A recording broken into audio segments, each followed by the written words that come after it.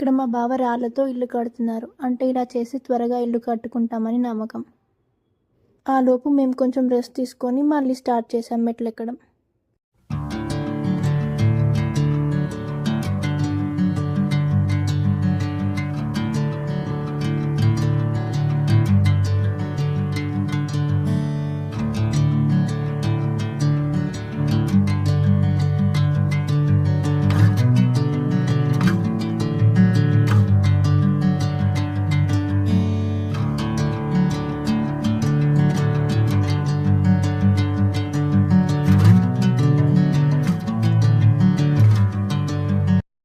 ఇంకా అప్పటికి నైట్ 10 అవుతుంది. ఇంకా డిన్నర్ చేస్తున్నాం అందరం.